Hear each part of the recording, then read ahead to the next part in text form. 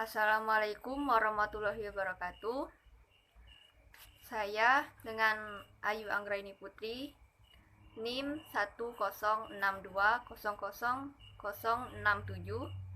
dari Lokal 1A Prodi Hukum Tata Negara akan menyampaikan tugas UAS mengenai penyampaian semua materi dalam satu semester ini dalam bentuk kesimpulan setiap sesinya. Bahan ajar pertama mengenai apa-apa saja yang akan dibahas untuk pertemuan-pertemuan selanjutnya. Pada bahan ajar kedua mengenai pengertian ilmu hukum. Ilmu hukum adalah ilmu pengetahuan yang mencakup atau membahas semua yang ada di dalam hukum, baik itu mengenai aspek, tujuan, fungsi, serta kegunaan. Objek kajiannya pun berkaitan dengan hukum itu sendiri. Kemudian, pengertian pengantar ilmu hukum sebagai hal-hal yang dasar atau pelajaran dasar dalam setiap mempelajari ilmu hukum. Maksud dari dasar di sini adalah pengertiannya dan gambaran tentang sendi-sendi ilmu hukum. Pada bahan ajar ketiga, yaitu mengenai tujuan. Tujuannya ialah mewujudkan keadilan atau mencapai keadilan dengan sepenuhnya, dengan kegunaan agar dapat mewujudkan hubungan antar manusia sesuai dengan kaidah yang berlaku, dengan fungsi sebagai alat ketertiban dalam masyarakat dan sebagai sarana untuk mendisiplinkan perilaku masyarakat dengan melalui metode pendekatan, yaitu ada metode analisis sebagai perwujudan dari nilai-nilai tertentu, dan ada metode analisis normatif sebagai aturan yang abstrak.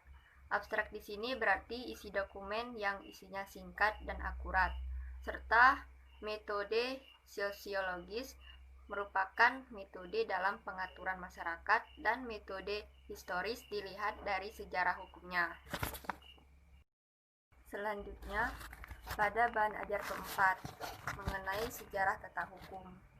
Pada masa penjajahan Belanda, yaitu masa VOC, lebih fokus pada perekonomian sehingga bidang hukum kurang diperhatikan.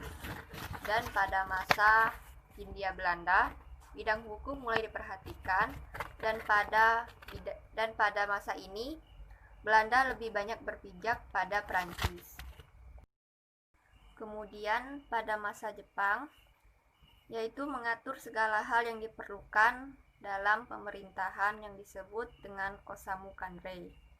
Pada pasca kemerdekaan ada undang-undang, yaitu bangsa Indonesia menentukan nasibnya sendiri.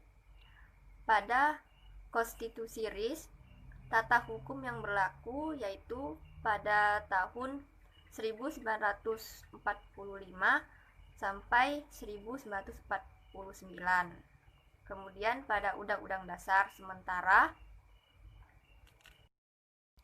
tata hukum yang berlaku berdasarkan pasal Undang-Undang Dasar tahun 1950 sampai dengan sekarang.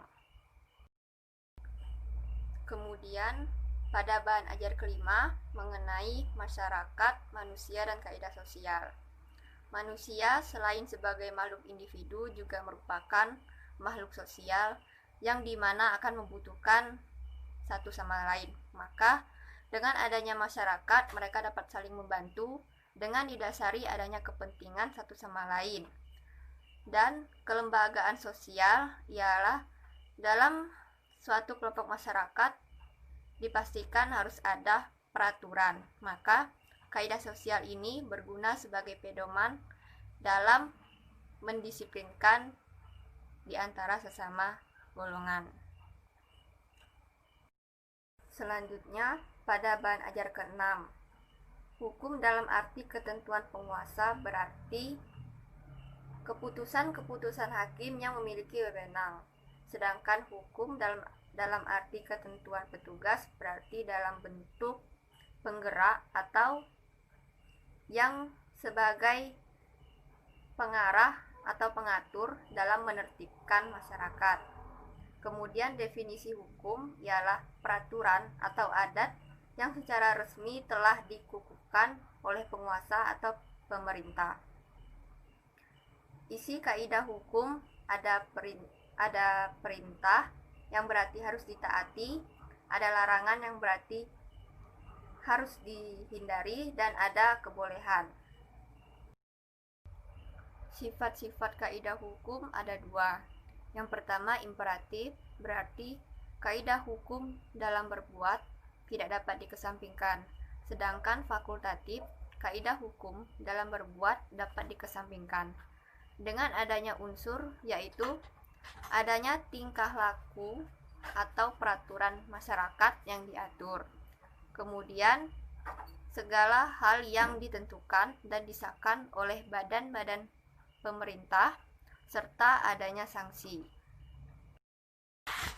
Pada bahan ajar ketujuh dapat saya simpulkan mengenai hukum yang bertujuan memberikan keadilan bagi siapapun yang menjadi haknya, dan juga dapat mewujudkan ketertiban yang damai dan menjaga hak dan kewajiban agar terjamin, serta berfungsi dalam menertibkan aturan yang ada di dalam masyarakat secara keseluruhan.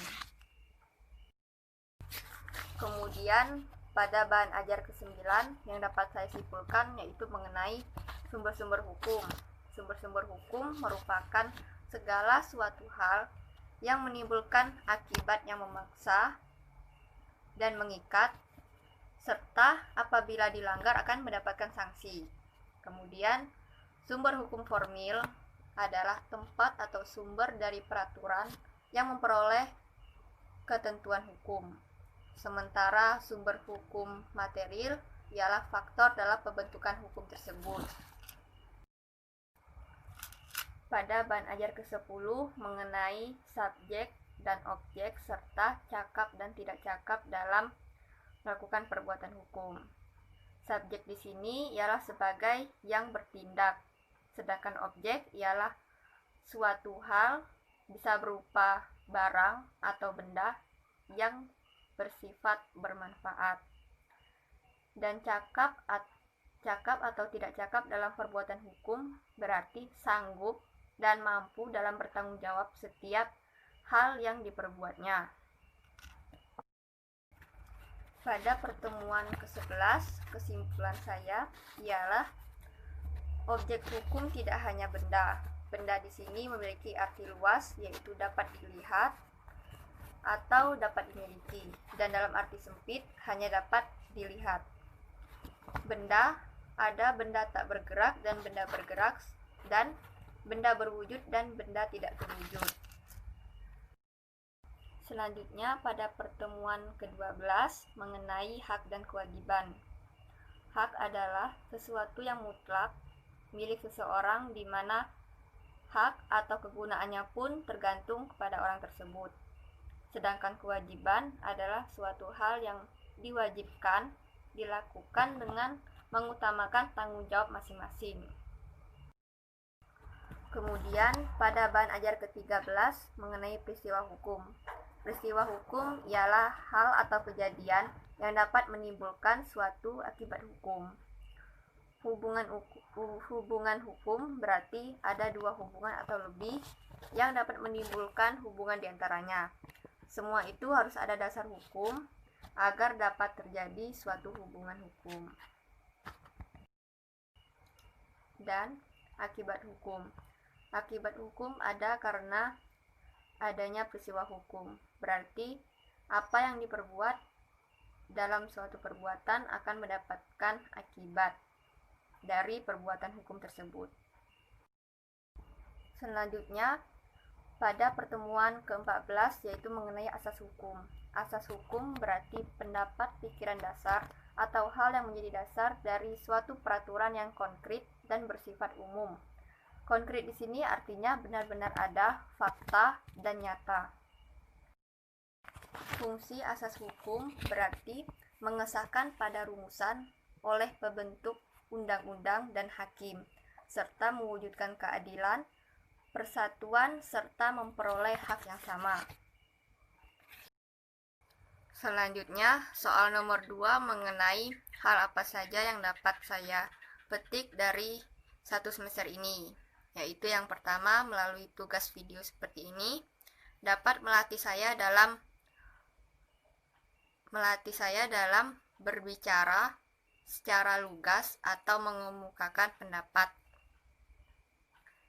Serta pelajaran melalui mengamati suatu kasus dan mendeskripsikannya, serta mencari tahu apa saja hukuman yang tepat untuk kasus tersebut. Kemudian kritik dan saran saya tujukan kepada dosen. Penyampaian materi, pelajaran, serta semua ilmu yang Pak Z sampaikan sudah sangat baik. Pak Z dapat melatih kita semua, khususnya saya, dalam bagaimana mengemukakan pendapat, menganalisa suatu kasus, atau menentukan hal yang lainnya dengan sangat jelas. Untuk kritiknya yaitu sebelumnya mohon maaf kepada Pak Z atas kritik saya ini. Menurut saya, saat menanggapi via WhatsApp group, apalagi saat pelajaran online, terkadang jaringan gangguan atau tidak stabil. Itu terkadang membuat saya sebagai mahasiswa kesulitan dalam menanggapi secara cepat. Sehingga menurut saya, saran agar pada Bapak Z memberikan sedikit toleransi kepada siswa yang kesulitan akan jaringan saat pelajaran online ini. Baiklah, sekian yang dapat saya sampaikan. Mohon maaf atas segala kesalahan kata-kata saya. Saya akhiri dengan wassalamualaikum warahmatullahi wabarakatuh.